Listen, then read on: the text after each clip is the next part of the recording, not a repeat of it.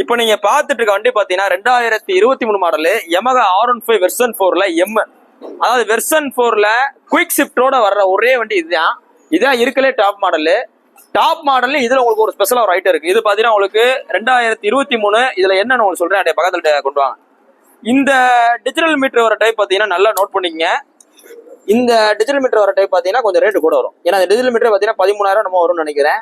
So இது வர்றது பாத்தீங்கன்னா உங்களுக்கு ரேட் கூட வரும், டிஎஃப்டி ஸ்கிரீனோட வர்றது. ஸோ நார்மல் டிஜிட்டல் மீட்டர் கிடையாது, இது உங்களுக்கு டிஎஃப்டி ஸ்கிரீன்ல உள்ள பெரிய லார்ஜ் டிஜிட்டல் மீட்டர்.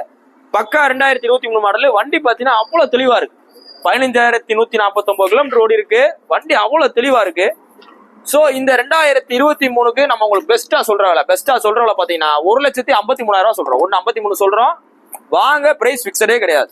இந்த டிஸ்பிளேயோட 1,53 சொல்றோம்.